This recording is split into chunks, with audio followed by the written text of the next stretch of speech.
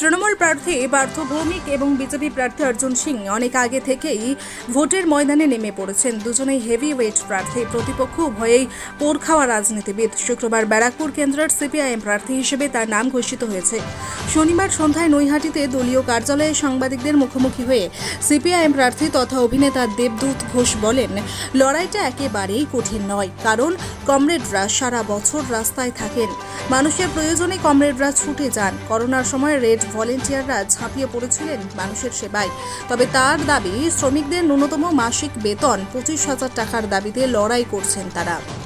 ব্যারাকপুর থেকে বিশ্বজিৎ নাথের report, Bangla MG news. তো দল লড়াই করে, ব্যক্তি লড়াই করে না। তো দল কীরকম প্রস্তুত আপনারা তো এখানে এসেই বুঝতে পারছেন। এক্ষুনি আমাদের মিছিল শুরু হবে, তার আগে আমাদের প্রেসের বন্ধুদের সঙ্গে আমি একটু আলাপ করার সময় পেয়েছি। তো সেই জন্যে লড়াই একেবারেই কঠিন নয়, কারণ আমাদের কমরেডরা সারা বছর রাস্তায় থাকেন, মানুষের প্রয়োজনে সবসময় ছুটে যান। করোনার সময় আপনারা দেখেছেন সারা পৃথিবীতে যখন হেলথ সিস্টেম ভেঙে পড়েছে, সরকারি যারা দায়িত্বপ্রাপ্ত তারা তাদের দায়িত্বগুলো মিট করছেন না, সেই সময় রেড ভলেন্টিয়ার্সরা রুগীকে হাসপাতাল অবধি পৌঁছে দেওয়াই হোক কিংবা রক্তের যোগান দেওয়া হোক, অক্সিজেনের যোগান দেওয়াই হোক, কীভাবে ঝাঁপিয়ে পড়েছেন।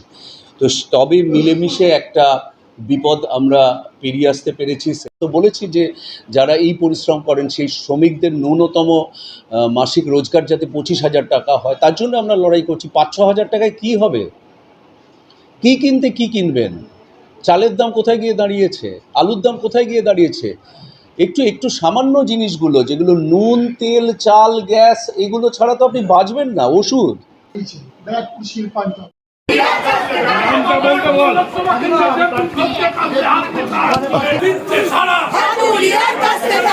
নির্বাচনে জিতবে কারা?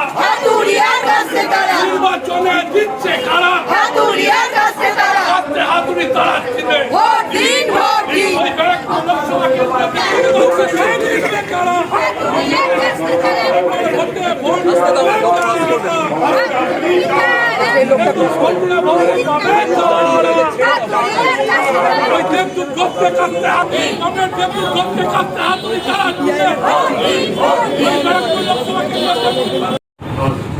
পেয়ে গেছি সব, ওটা দিয়ে সার্কুলেট করবো। আর একটা স্ট্রং ফাইল পাঠিয়ে দিয়েছি, গাড়ি নিয়ে নিচ্ছি ওটা।